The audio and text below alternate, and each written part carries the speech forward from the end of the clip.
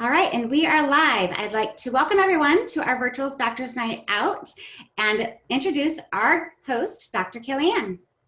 Hello, everyone. How are you? Great to see everyone this evening. We have an amazing show for you tonight. Tonight, we are doing a COVID-19 update. Since the outbreak, 2 million have tested positive. Keep in mind, testing is now readily available, so we're seeing a jump in those numbers.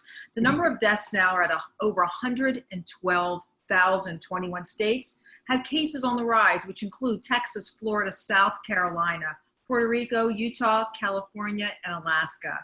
We're now 6 months into this pandemic, and since this is a new kind of virtual thing, we're constantly learning new information.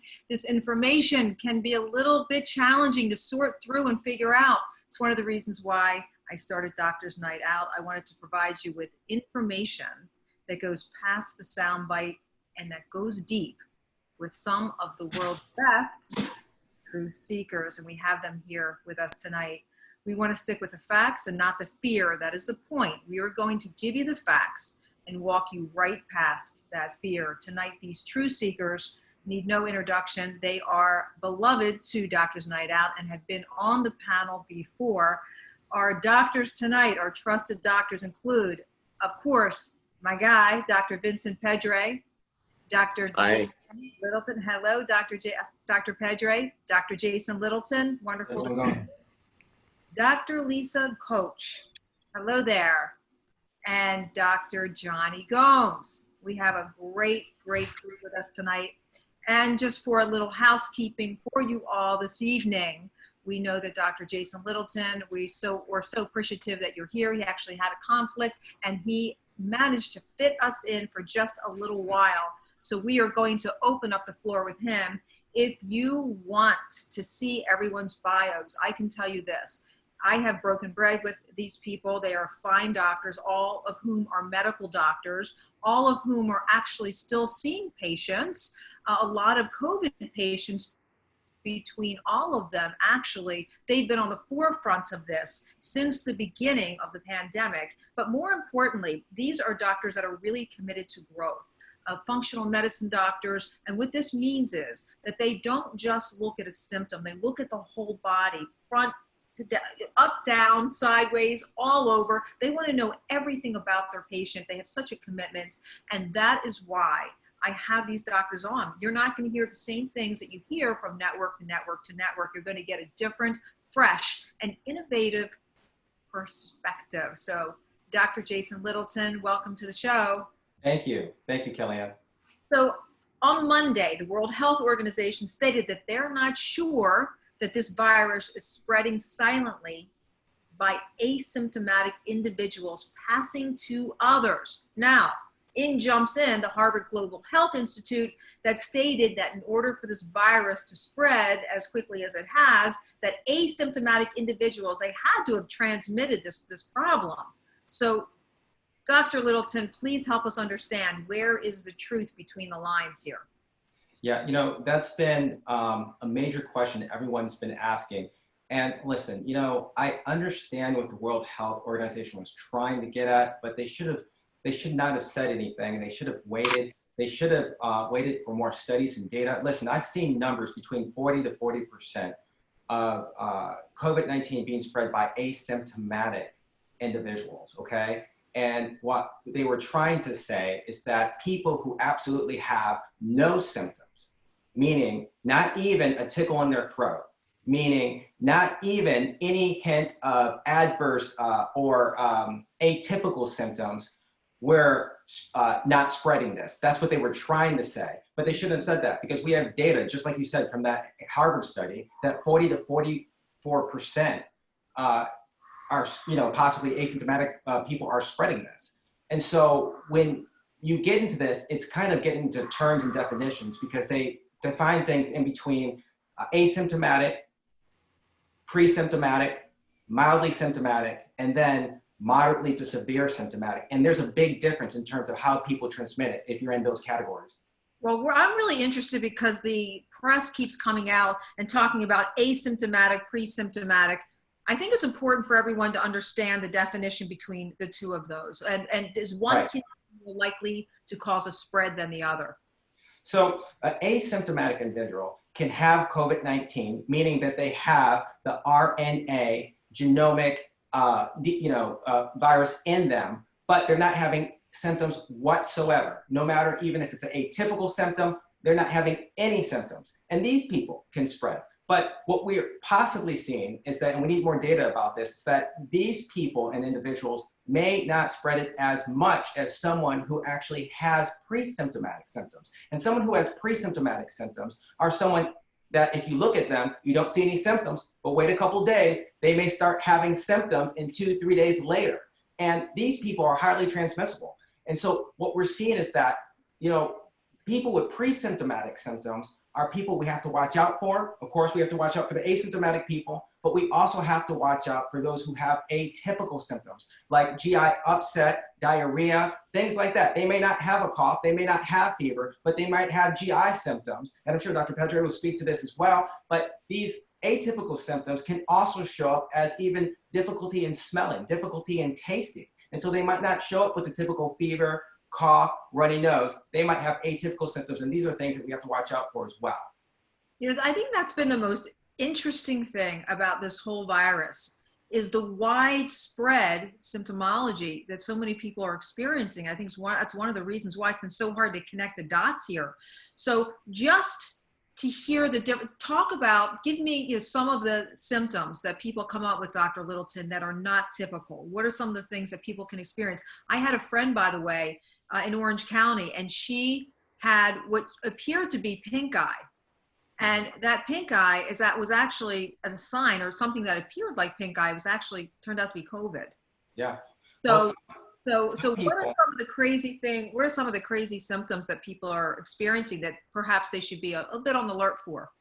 Some of the symptoms that we've seen, again, people are having difficulty in taste, smell. Some people even have nausea, vomiting, diarrhea. Some people even will break out with a rash. And so these are symptoms that, while most people are looking for the cough, or they're looking for wheeziness or low or high grade fever, these symptoms can sneak up on people and they're hard to watch for. So you could be standing next to someone who has no respiratory symptoms whatsoever, but they might have something that masks itself as just GI upset, or even a dermatological symptom or ENT symptom. And this could be a concern because this is hard to watch out for. So when we're trying to social distance and we're trying to, wear masks and keep people safe, it's going to be very difficult sometimes to be aware of someone who might have those atypical symptoms, and they can transmit the virus.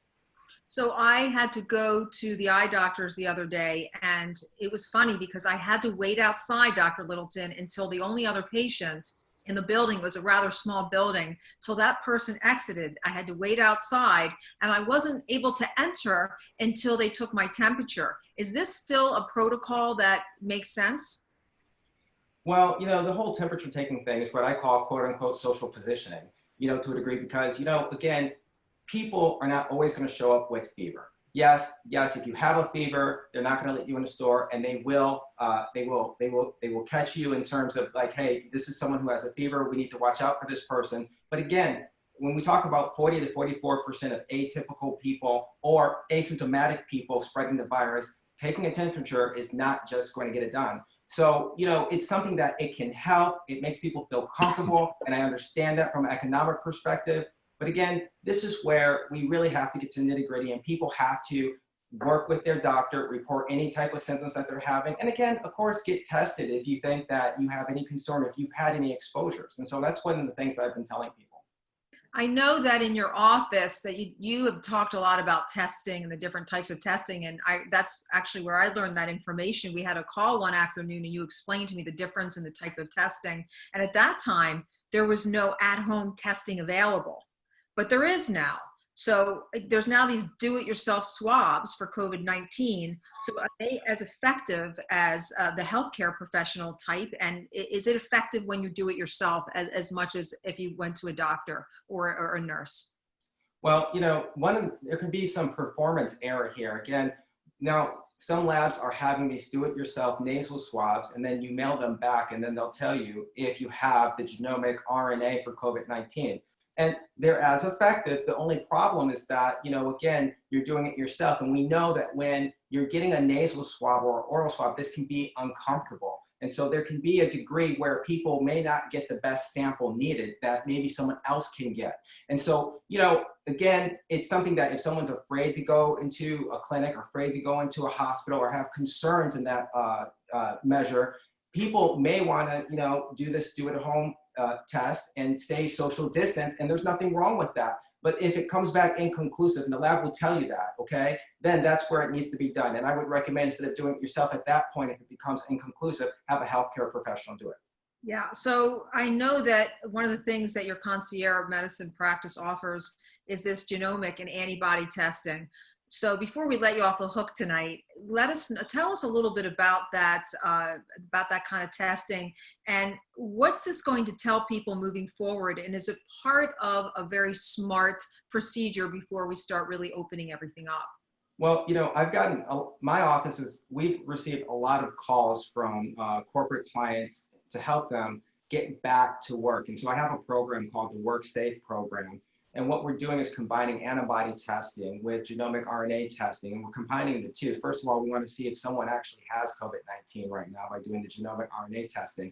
And if they've had it sometime in the past, that test will come back negative. So then we do the antibody testing, and we're looking for IgG, and we want to see if that's positive. Now, different labs have different specificities and sensitivities when it comes to that. And so one of the things we wanted to do is really combine the genomic and the antibody testing together, so that we can get a better idea of what someone's status is. And so one of the things we're doing is that when these people report to their employer what their status is, whether they come up positive with the genomic testing or they have IgGs for the antibody testing, now the employer can decide, does this person still need to work from home? Do we still need to quarantine them, or can we get them back in the workforce because they have antibodies showing a degree of immunity? How long that immunity will be, we don't exactly know right now, but this is something that can reassure people and help reduce the spread as well. Makes a lot of sense. So thank you for that, Dr. Littleton. I appreciate it. I'm going to jump over to Dr. Pedre. Dr. Pedre, welcome. Glad to see you. Good to be here, Kellyann, once again. Wonderful to see you. So one of the most dangerous aspects of the virus is it can cause the blood to get a little bit sticky, as we're finding. So this, of course, puts people more at risk at things like blood clots, heart attacks, and strokes. So how is this changing the way that we're looking at COVID and treating? Well, this is something that I looked at from very early on, because there were reports of the gravest cases, the ones that were the sickest, the ones that end up on a ventilator, that their D-dimer was elevated. Now, for those that don't know what a D-dimer is, it's a marker for blood clotting inside the system. Once your D-dimer gets elevated, those are the types of things we see in a person who has a really fulminant infection, sepsis. We can see things like that, and you get micro blood clots. And that was one of the problems that they were thinking. One thing that wasn't talked about was the number of people who were also having to go on dialysis, kidney dialysis.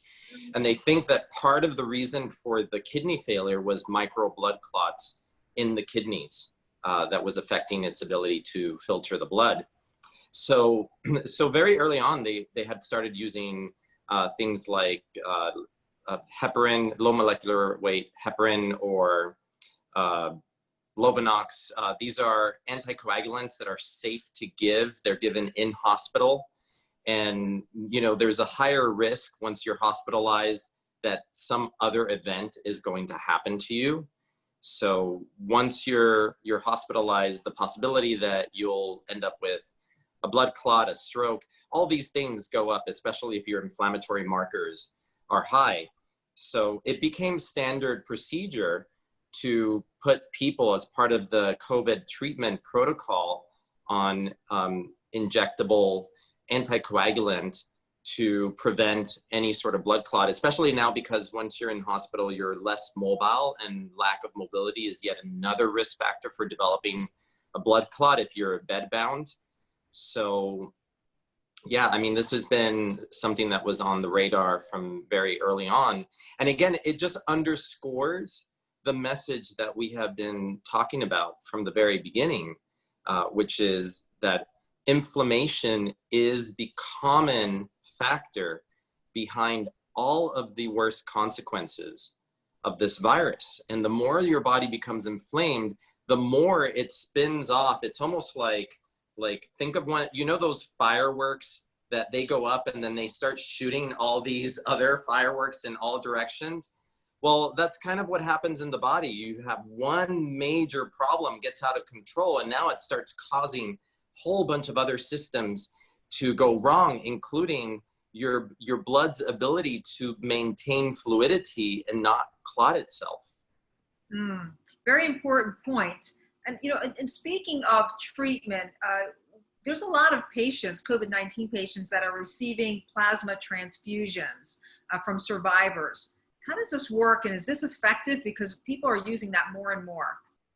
Yeah, I was seeing a report from a hospital that 76% of the people who receive plasma, and these are going to be people, you know, just thinks if someone's getting plasma, which is pooled antibodies from people who have recovered and survived COVID-19, if someone is receiving that plasma, this person is in a very sick state. You know, they're probably in the ICU, they're intubated. You're not going to, you know, there is a very small risk of some sort of reaction when you receive blood products. You know, there's always a bit of a higher risk. So you're not going to do that unless the benefit to risk ratio is high. But what they found in this report I saw is that 76% of the people who received it went home. And that's really high. So basically, they're pulling the plasma, so that's not with the red blood cells, so they spin down the blood, and you have kind of like a supernatant, so it's free of all the blood cells, and all it has is the other things that are floating around in the bloodstream, like your antibodies. And so then you put those into another person by an intravenous infusion.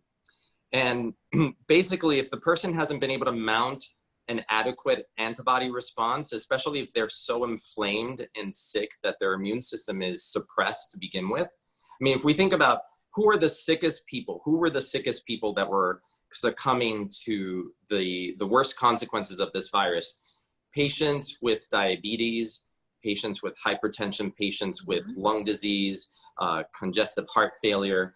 These are patients who are probably going to be partially immunosuppressed because their immune system is not going to be up to par. So in these cases, I mean, this could be really, really important as a rescue. And I mean, I was seeing notices in New York City that, you know, if you've survived, I mean, this is for anyone who's listening, like, and you have antibodies, think about going and donating, because there was a moment when they were really running low on blood products, because people weren't donating blood. But I know I have a number of patients who are confirmed antibody positive now with no question, had COVID, recovered. And those are the types of people who need to think, you know, now you could do something good for society and perhaps save somebody's life by donating your blood plasma. That's a great call to action. Thank you for that, Dr. Pedre. As always, he's always on a mission. Thank you, Dr. Pedre. I'm going to pop over to you, Dr. Gomes. Dr. Gomes, headlines now saying ibuprofen may help keep people with severe COVID-19 infections from needing ventilators. True or not? I don't know that the science is out on that one. I've seen some of the things come out regarding that. I think it might have been overplayed, saying that it actually made it worse and contributed to a worsening of the condition and resulted in people being placed on ventilators. So in return, I think it's premature to say that ibuprofen can prevent people from being put on ventilators. We know it's an inflammatory condition, like Dr. Pedre said. We know that it's a cytokine-related issue. We know that ibuprofen works as an anti-inflammatory, but not specifically at the pathway where cytokines are produced at, but more upstream. I think there are other factors to keep in consideration as well when it comes to ibuprofen or acetaminophen. And one of the papers that I guess I read on that the recommendations were, you know, well, it was Britain and also was using paracetamol, so acetaminophen or Tylenol, preferentially over ibuprofen or other anti-inflammatories because that would have a lower risk. But I think much with, and this is more leaning toward my own personal viewpoint on this, I think using those in general to actually block the immune system's response to the infection by spiking a fever, by mounting an immune response, can actually have negative effects. Keeping the immune system from actually slowing viral replication and actually deactivating the virus, like what a fever typically would do. So I don't know, and you know, my esteemed colleagues here, I would invite chiming in. I have not read anything that convincingly says one way or the other that ibuprofen matters in either direction with regard, you know, to keeping people out of the ICU. So I have a really interesting question on research, and I am satisfied with that answer. And from what the research that I've dug up and coming up with the questions, I agree with what you're saying, Dr. Gomes, completely in agreement. Here's what a lot of people want to know about. The CDC is now saying that COVID-19 can't be spread easily from surfaces. So, you know, we've been going crazy, wiping everything down, everything. You know, I've never been so clean in my whole life. So my question is, do we have to hold back on this? Or, I mean, do we have to sanitize like crazy, or are we good? I don't think we ever had to sanitize like crazy, but at the same time, I think it's good to use proper precautions. We know from every virus that it can live on a surface, and I guess by live on a surface, to whatever extent a virus is living, that we can contact a virus that's still active, and that can still infect a cell and activate replication of its viral particles within the DNA of that cell. For different viruses, for some that it's a few hours on a surface, for some it's a few minutes. For COVID-19, I honestly think we have no idea. I have not seen a study that says that they have taken this virus and placed it on all these different surfaces. I remember when the publication came out saying that it lives for this many days on cardboard, this many days on cotton, this many days on, granite. I'd like to see how they figured that out and came up with these conclusions, because I didn't see anything that actually definitively identified how you determine that a virus is still active over that period of time. Can I comment on this? Yeah. Please. Yeah, I want to add, I think there was, they had looked at this at Johns Hopkins, and the thing is, the conditions under which they're doing this testing is ideal. A certain controlled humidity, a certain controlled temperature. So take that out into the real world, where there's a lot of different temperatures, indoors, outdoors, there's a breeze, there's differences in levels of humidity, and there's a lot more variables to account for than in a well-controlled science experiment that's looking to see how long this virus lasts on surfaces. And I just want to also highlight Kellyann, because I'm a gut doctor, and talk about the diversity of microorganisms that live on and inside our body. Part of what builds a robust immune system is the exposure to all these microorganisms. And we know that kids that are raised in farms have a much more diverse microbiome than city kids being raised in a sanitized environment.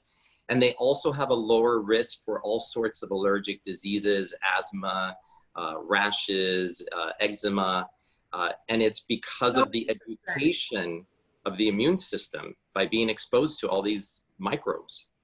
Really important piece of information when it comes to sanitizing, washing your hands over and over again. While it's important and it's been necessary, there is natural microbiome aspects to all of this that we really have to keep in mind, because everything rises and falls on, we've got an oral microbiome, we've got our gut microbiome. We have microbiomes that are protective. So if you washed your hands excessively, like I will see with some people, and then the hands start getting dry and cracked, now you've created a portal of entry for an infection to enter your body that was previously protected. And there is a skin microbiome that actually serves to live in symbiotic harmony with you to keep your skin healthy. Good point, and we have to keep that in mind. That's actually a treasure. Dr. Jason Littleton, you have been a treasure tonight. Speaking of treasures, thank you so much for your time. I know you have to pop off. I want to thank you, and can you please tell everyone where they can get more of all of your goodness? Absolutely. You can go to jasonnd.com, and I'm also located in Orlando at 1803 Park Center Drive, Suite 111. And, you know, I'm available for concierge medicine services and, you know, COVID-19 testing, what we're talking about today. So I just want to thank you for having me on. No, it's been our pleasure, and enjoy the rest of your evening. Thank you so much. We appreciate you. Bye-bye. Thank you, guys. Okay, Dr. Koche, I'm coming at you. All right. It's so wonderful to see you and your bright You smile. too. You know, it's been interesting learning about all aspects of health as we have kind of muddled through this whole situation. And I've learned so much myself and really learning about building armor and protecting ourselves. But these lifestyle habits that we have to really look at these with much more laser focus. And one of the things that blows my mind that people still do is smoke. And so now recent research is showing us that if you quit smoking or you're a non-smoker, you cut the risk of infection by 50%. 50%. Yeah. So does it affect the severity of the disease if you get the virus, and just give us a little background on that? Well, there have been tons of studies on the severity of infectious things from viruses to bacterial pneumonia, with smokers being obviously significantly worse. So just like what you would think, because smokers have decreased ability to oxygenate their lungs, they tend to have scarring and a toxin buildup from all the different chemicals in a cigarette. So the fact that it's a much lower percentage chance, it is not surprising. It's what everyone would expect. But there was a very large trial done in, I think out of Israel, where they looked at the population and found that smokers actually had a decreased incidence in severity, which was really, really interesting. So there has been some mixed bag about why that would possibly happen, about if it's really true. And in researching it a little bit more, the thought is potentially one of the receptors, one of the main receptors where COVID seems to activate, which is called an ACE receptor, may have a decreased presentation in smokers. Maybe it is potentially suppressed. So that's one of the main concepts or ideas that I came across when I looked a little bit deeper into this. But when you talk about the things that, like Dr. Pedre was saying earlier, and what we're seeing and wondering with this virus, where it seems to be increasing clotting risk, we know that smoking does that as well. So it would take me a lot more data to really buy into this. Okay, there might be a decreased severity with smokers. It's interesting. And it again shows the constant shifting of this virus in terms of it likes to just keep us on our toes. Right? I mean, for me, the tagline is COVID-19, go figure. Yeah. It's been crazy. So, you know what also surprised me? There was this massive outbreak in young people on this Navy ship. And I was really surprised that so many young people came down with COVID, because, I mean, aren't most young people healthy with healthy immune systems? So explain what happened there. Yeah, I think from my standpoint, there's a couple of important things, which is Navy and ship. I think that we have to look at these people, right? By definition, they're on a ship in the middle of a pandemic and they are, military, and we don't know what's going on here. So go ahead. Can I add something to that? Because I read an interesting study, since they keep such close records on military, that everyone who received an influenza vaccine this season had a 36% greater chance of contracting COVID-19. Well, I did not see that. That's fascinating. Do you have a journal site for that, or where did you read that? Do you know? I've got to get that. That was weeks ago, Kellyann. I'll dig it up for you. Yes. Yeah, I thought too. I have to have these doctors on every week, because these are the doctors that keep me up to date on this. That's actually. I definitely saw that too, and there were even reports that maybe there were strains of coronavirus, like traces of it, not maybe COVID-19, but that the influenza vaccines could be slightly contaminated with these viruses. And then it brought up questions of the repetitive breathing of increased your own CO2 and how that may be activating. So there's a lot of conceptual ideas kicking around. Where the actual science is, we're going to keep looking, because that seems the exciting part. Just as a quick aside from my standpoint, as you take a look now, I mean, we're getting daily published information in real journals at this point, which is exciting. Yeah, So, that part has been really cool. It is. But I will say the ship, just from my standpoint, you look at a ship, the food, where are they getting their food from, right? So one of the number one ways that we lead to an inflammatory condition is not getting enough fresh fruits and vegetables, and I guarantee that's not the case. Chronic stress, and so here we are, military in the middle of the ocean, and so they have the highest level of stress. So young or not young, I mean, those risk factors, I think if you take those and give them to anybody, you're going to increase risk of infectious etiology of all sorts, would be my guess. And then again, the closed quarters, obviously, with potential of more easy contagious exposure and that type of thing would play a role too. So you talk a lot about different ways to heal, and I wanted to hit on something that I thought was interesting, that it's very difficult now to get Zoloft. Apparently there's a shortage because so many people are going through anxiety and depression. So you can't get Zoloft. Maybe you don't want to take Zoloft. What can everyone do to treat this ongoing and huge flux of anxiety and depression? Yeah, and I'll say I've been very blessed in my practice of almost 8,000 patients. We haven't had a lot of infections, but I'm here in the trenches day in and day out dealing with exactly what you're talking about, which is people coming in various states from low-level fear to all-out panic. So I am spending most of my time in my visits at this point calming them down, presenting different perspectives, getting them to understand a lot of what they're feeling is not even their own energy, it's energy of the collective fear. And so I would say some of the top tips that are helping, obviously going on YouTube, it's free, and typing in guided meditation, that one helps just about everybody. Yes. I have a couple of people that I recommend, the Honest Guys, they're free. You just scroll down, hit play, and breathe. That'll get people back centered. What is it, Dr. Koche? It's they're called the Honest Guys. It's just one group of people that provide online meditations for free on YouTube. Okay. And most of my patients, even if they've never meditated before, that's a good intro, because it's mostly kind of like close your eyes, you're at the beach, sort of take you out of the current space. It's not too far out there for people that are just trying meditation for the first time. And a lot of my patients will tell me, oh, I can't meditate, my mind won't stop. And when I coach them to understand, they just hit play and they breathe, then we can get somewhere.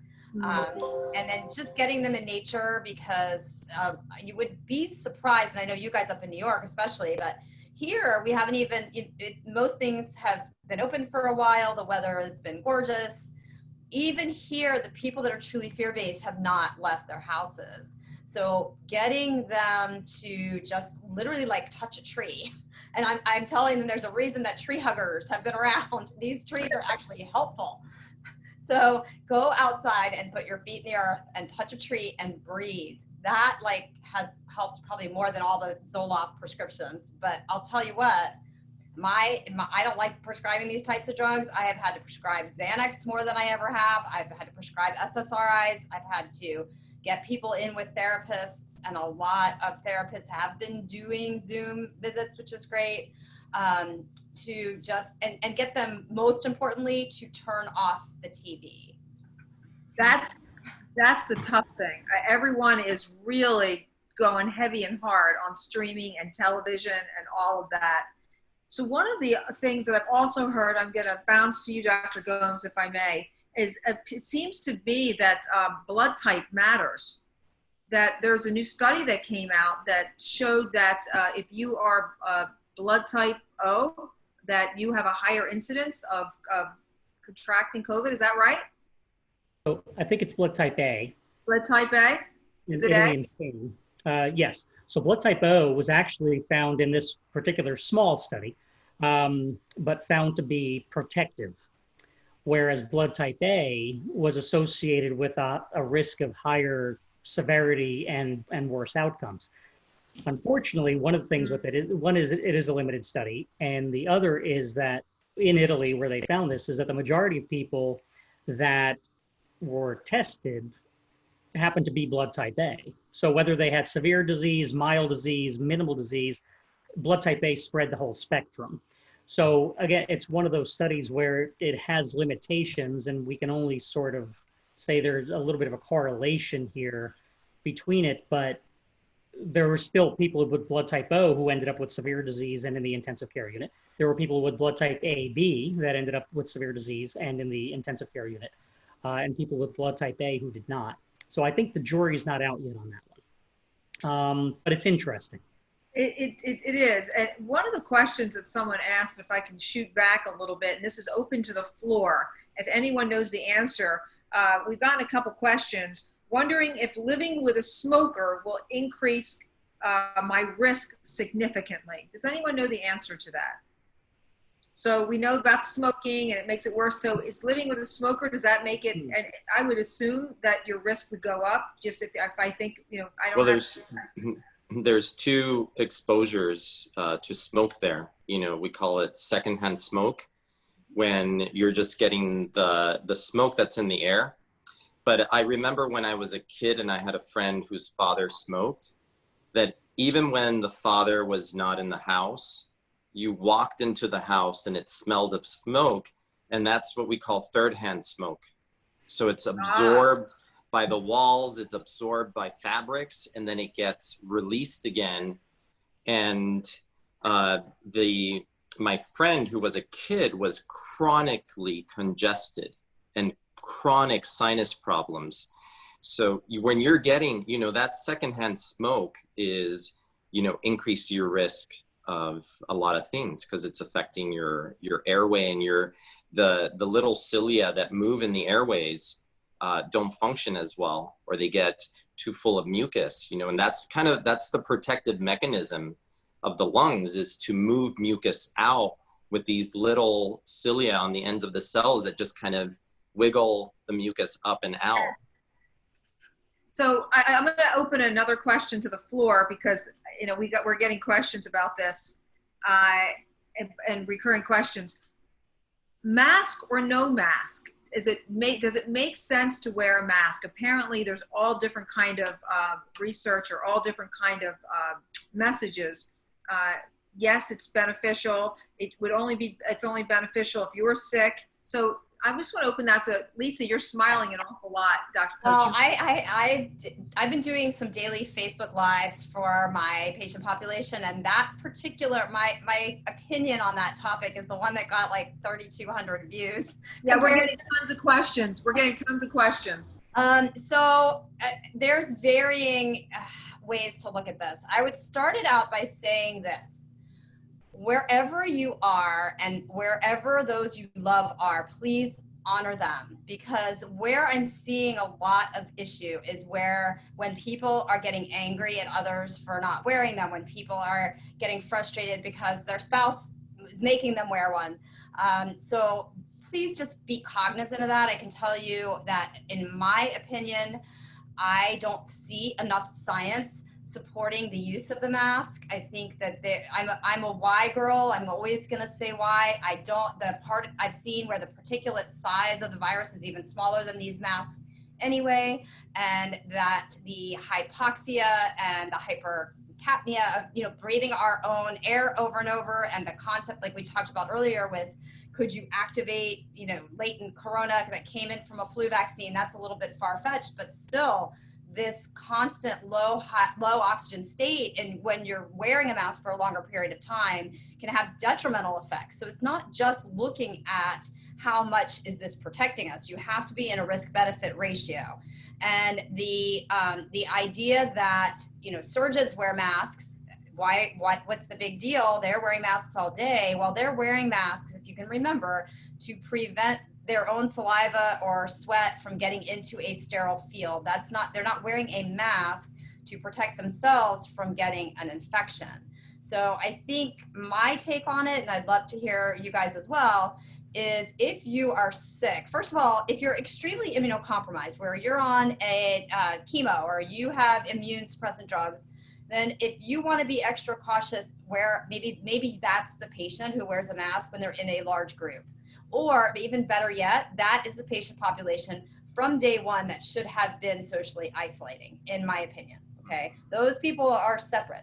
The healthy population, when we look at the risk-benefit ratio, it is not there. The benefits are not there in my mind. I think the risk outweighs it from the standpoint of the immune system, but also I cannot get through this topic without mentioning the psychological impact of these masks. You cannot connect to people. You cannot see what they're thinking. You can't feel the smile. I have trouble. I mean, today I had 18 patients, let's say. Only one of them insisted, maybe two, it came in and kept their mask on the whole time. And I really honestly felt like I couldn't heal them as well as when I can see what's truly going on. So I think the psychological impact of that, especially for our children, which is something that gets me really a bit triggered when I'm seeing 3 and 4-year-olds wearing masks, and what that answer is going to be when we go back to school in the fall. I think that has to be part of the conversation. It really does. And I have to say, I wonder, what are the new normals going to be? Again, to the floor, what are the new normals going to be? Because think about after 9/11, we had to take our shoes off at the airport, just for an example. And we don't even think about that anymore. We just take our shoes off at the airport. And I wonder what is going to be like. You know what I say to that? You're kind of going in and out, but you know what I say to that, Kellyann? I'd love the to new know. normal is going to be a battle between true science and the media and what they want to present and make us believe. Because if you look at the science of the dynamics of what happens when a person coughs wearing a mask, is that yes, the mask now prevents the front projectile, but the cough goes like this, goes outward. And then the movement of particles in the air will circulate all those particles in the room within a couple of minutes. So I agree with Lisa, the mask, maybe it's an obvious thing to wear if you're really sick, but it's not really going to prevent you from inhaling a particle, which are so small that unless you're wearing a particulate respirator, which are used by doctors when they enter rooms with patients who have, high risk of respiratory contagion like tuberculosis. And honestly, Dr. Gomes, I know you've worn those, and I remember when I had to wear those, you feel like Darth Vader and that you're suffocating at the same time. Yeah. And I could not wait to get out of the room so I could take the mask off. Yeah. So I wear those every day when I'm in the emergency department. And you can't wait to get out of the room so you can take it back off. And so I agree with both with regard to masks. I think the masks can actually be more detrimental because in addition to everything that's already been said, is they give us false sense of security. You think you have this thing on your face, so it's okay because nothing can get through, and you're touching everything, you're touching a keypad and a doorknob and everything. Then you grab your mask, you pull it down, you touch your face because you had a mask on, so everything is okay. The only thing that can compound that is to wear gloves with it. Yeah. And Can I just comment on, because Kellyann, I was in Florida recently, and every day I would go on the boardwalk and see all types of people, doing all sorts of things, mask on, mask below the nose. But what really struck me is a woman, I saw her several times, she's probably in her 60s. She was wearing a visor, like a protector, but no mask. So, right up. I mean, this isn't going to do, unless someone's going to come up and splash something in her face, like, it's not going to protect you. So let me ask you this. So Dr. Gomes, do you think as everything is opening up, do you think it's safe for everything to open up, in your opinion? And I will say that there has been, as I said, there has been a rise in some states. Is that because we're testing more? Is it because we're misbehaving? What is it? So I think there's multiple factors. So North Carolina is rising also, and the county that I live in is rising by, dozens per day. Now, part of that is we're testing more. Part of it is that more people are becoming infected because North Carolina, for example, opened up to phase 2, I guess about 3 weeks ago. And so there's been far more exposure. And we haven't been as restrictive with regards to masks everywhere and things like that. So I think it's a combination of factors. But I think the point that is still being missed is not just we're seeing increasing number of cases, it's how many of these people are becoming severely ill.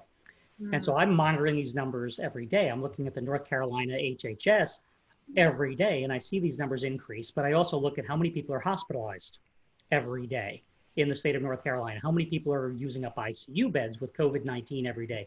And what we're not seeing is this surge of hospitalizations. We're seeing a huge increase in the number of people testing positive.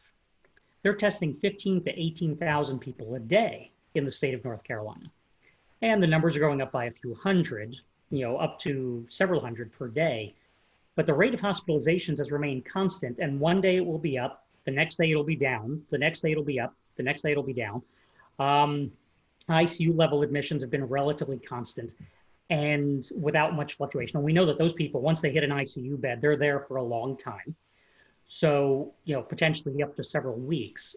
And here's what we're doing right now in the emergency department. For example, if you come in for any reason whatsoever and you're being admitted, we have a rapid test available. I get the results in 90 minutes. So we're testing you with the PCR test. If you're being admitted because you have a bladder infection, if you're being admitted because you're having chest pain, we're concerned you have, potentially heading for a heart attack or something like that, we're COVID testing you. If you're being admitted for a colonoscopy, if you're coming in for a gallbladder attack, if you're coming in for anything, we're COVID testing you. If you get admitted and you tested positive for COVID, you are admitted with COVID-19. You're not admitted because of COVID-19. And I think that's one thing that's not being distinguished. So we see these fluctuations in admissions, rapid increase, rapid decrease. Well, these people are being admitted for 1 or 2 days because they're getting a procedure, they're getting a heart cath, they're getting a surgery, they're being discharged home. And despite the fact that they have COVID-19, because they weren't admitted for COVID-19 in the first place. And so what we're not witnessing here, despite this rapid rise in cases, is an inundation of the hospitals. We're not overwhelmed. The ER is not being inundated with COVID patients and admissions for COVID-19 due to COVID-19. And so my opinion is, yes, we should reopen in the appropriate phases, depending on where you are. New York is not North Carolina. North Carolina is not Florida, and so on. And so I think doing what's appropriate within the given states based on resources availability is reasonable, but I think reopening is appropriate, maintaining proper precautions to the degree that, yes, the sickest, the most susceptible should continue to maintain precautions. If you're 75 with diabetes or other multiple comorbidities, maybe you should use that extra caution when you go out. But if you're 30 and healthy otherwise. Yeah, someone was writing in, it's somebody who watches quite often the show. They were asking if I have an autoimmune issue, should I be quarantined longer? Is it okay for her to go out and about?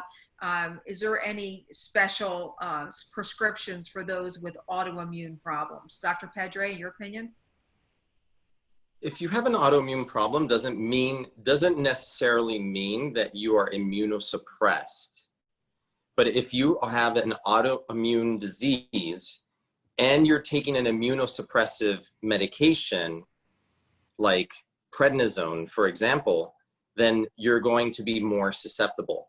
So people with autoimmune disease who are on immunosuppressives, they should probably practice greater precautions and not, really start going out until later phases, until we've seen that things are under control. But if you have an there's so many patients I have that have autoimmune thyroiditis, but they're not on an immunosuppressive medication. We have them on lifestyle modifications, diet interventions. They're not immunosuppressed. So that's very interesting. And Dr. Koche, we're getting a lot of questions of people asking, is school going to open up? So I'm opening this to the floor. What do you think is going to happen in the fall? Are these kids going to be able to go back to school? Because this is the nail-biting question in every household right now. They don't know. There's mothers that are saying, well, if they're not going to go back to school, I'm going to move somewhere where they can. And they're saying, I don't want my kids to go back to school in masks. I mean, this is the swell of anxiety that's happening right now. Dr. Koche, any opinion on that? And I'll open it to the floor. I'm very passionate about this question, so I'm excited to hear what everybody else has to say. But I think at this point, there's been enough time. The reason we started with social distancing was to flatten the curve. The curve is as flat as it's going to get. There's nobody in the hospital. Now I guess they're starting to go in. At least they're doing their elective procedures again. The hospital can handle this. We can handle it as a medical system.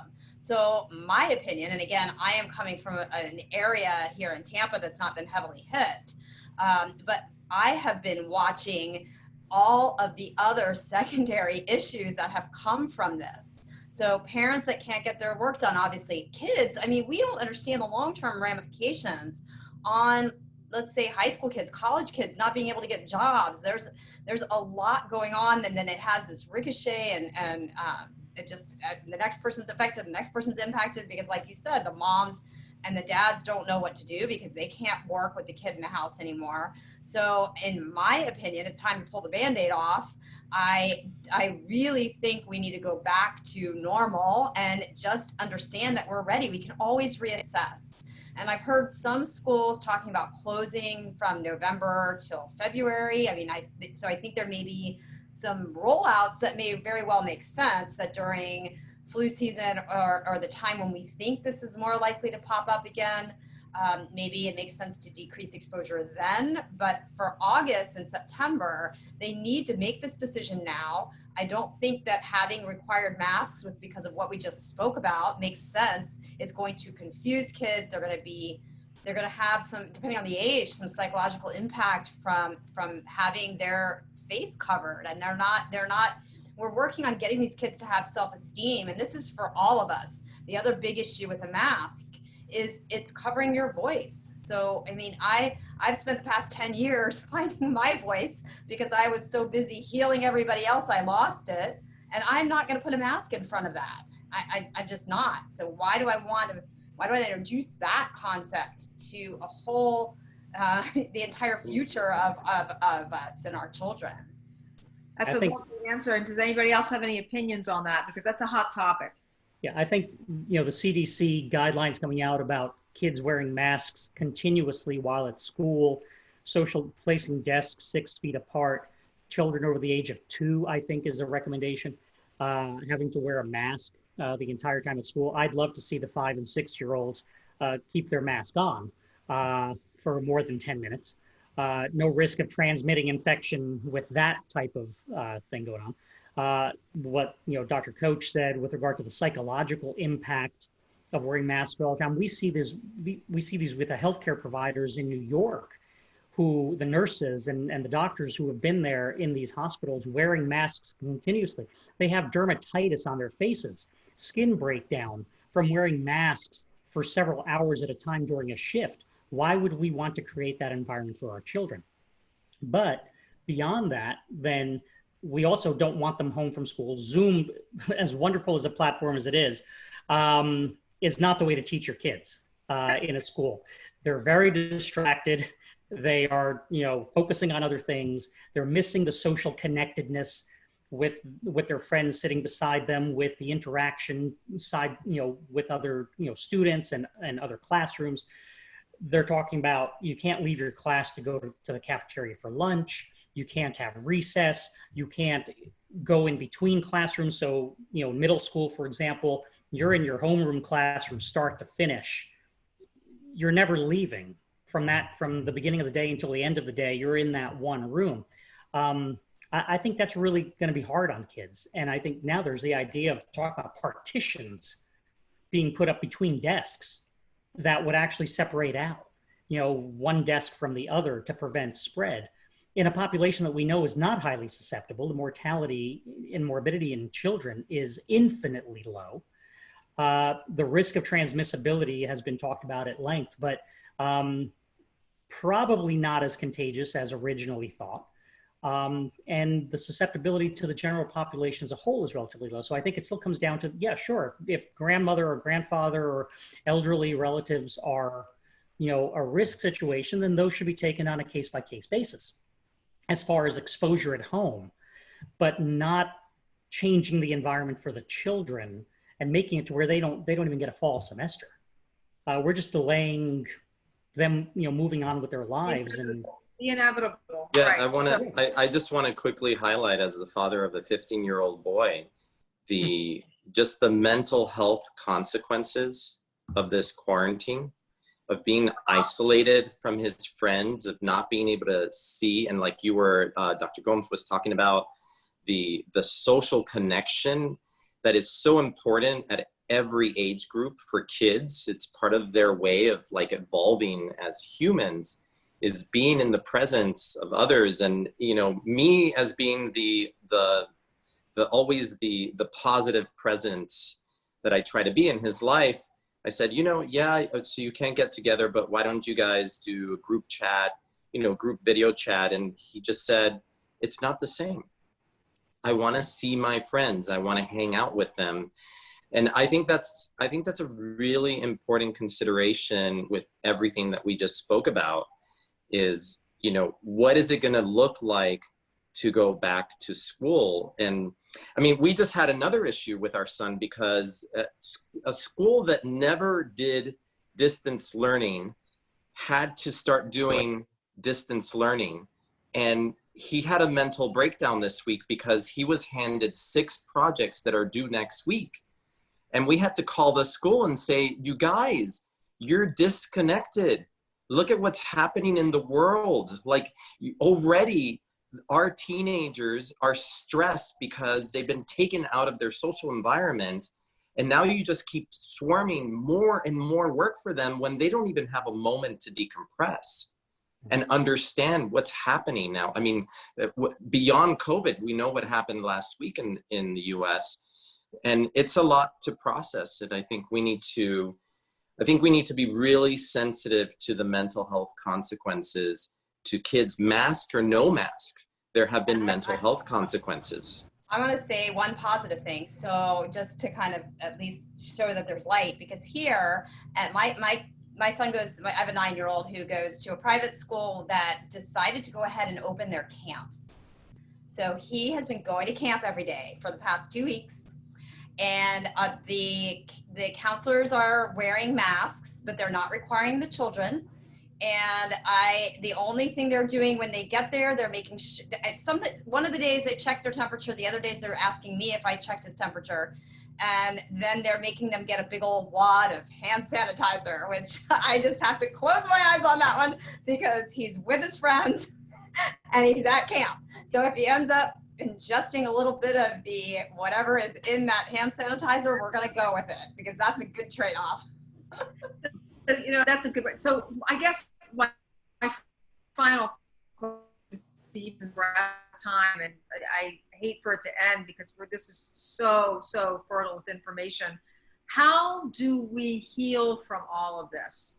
So I think I'm going to go around, I'm going to do a round table, and I want you just to give your opinion, your advice as doctors on how we can advise people that are listening and watching to start healing from this. And if you want to give any nutritional hacks or anything like that, please feel free, but let's take a moment to end on the positive and to really try to help, you know, the whole reason why we have, as we all know, to have Doctors Night Out is to take people out of fear and empower them and to enlighten and shift consciousness to a place where they don't fear. So let's just go around and end on a positive. I'm going to start with you, Dr. Koche. Give us some good stuff. I got lots of good positive stuff. So I spend time with every patient telling them I want them to come out of this time with skills. So if I can turn it onto a positive, it is a skill that will last them for their whole life, to tap in and try and to connect to themselves, where the meditation, like we talked about earlier, is going to help that. But to ask themselves these emotions, when I'm feeling anxious, when I'm nervous to go out into the store again, when I'm worried about my kid going back to school, stop and sit with the emotions and try to understand if it is your emotion or if it is the collective, the panic, the media. And being able to delineate that is a skill that will carry throughout your lifetime. So tapping in, getting used to your own energy. Once you understand and ask, I tell them literally ask, command. Go outside, soak in a tub, do it in prayer, do it in meditation. Any energy that is in my field that does not belong to me, please leave now. Just say it. Try it, it works. And then you're left with what's actually there. And so sometimes people are tapping into, wait, I never grieved my loved one, and that's why I'm being triggered more by this. Or my unworthiness that I had as a kid is coming up and I'm finally sitting with it. Well, that's amazing. That's actually a benefit from this time where we have quiet and we can go within, because we can then sit with it, acknowledge it, purge it, cry it out, dump it into the universe, dump it into nature, and move forward without transmitting. So I'll leave with a quote. It's a Brené Brown quote that I heard that I loved, and I love her, which was, any emotion that is not transmuted is transmitted. And I think this brings up what we saw with the racial injustices that have been going on. You know, the people involved in this cruelty, they have not sat with their own emotions. So instead of transmuting them into peace and love and working through them, they are transmitting it to others. So that doesn't have to be as severe as cruelty. It can be smiling at the person in the grocery store. People are so, uptight now. Just take a minute and try to figure out how you can transmute what you're feeling on your own into love, and then you won't transmit it. I love that. I love how you, so love is everything. It is. I mean, as crazy as it sounds, and I know the guys on the panel are like, oh, brother, she's talking about love, but love really is a great healer. And I always love how you implement that in all your work, Dr. Koche. Thank you so much. Dr. Gomes, I'm going to jump to you. How can we heal from this, or what messages would you like to share? So agreeing with everything Dr. Koche said with regard to stress reduction, focusing on the positive, with all the negative that's going on in the world, we need to, to refocus on the good in people, and those that are our friends, our family, our neighbors, co-workers, all the people that are out there doing great things for everyone and standing up for what they believe in. In addition, in my office, I always focus on diet as a key factor. And now more than ever, it's probably important to focus on maintaining an anti-inflammatory diet, getting proper nutrition. The immune system functions on nutrients. And so if we're stimulating the immune response by eating pro-inflammatory foods, if we are not getting proper nutrients to help support the immune system, and we contract the virus, we are going to be at a little bit more of a disadvantage. In addition, I tell all of my patients, get outdoors, go on a hiking trail, go to a lake, go to a river, go to a park.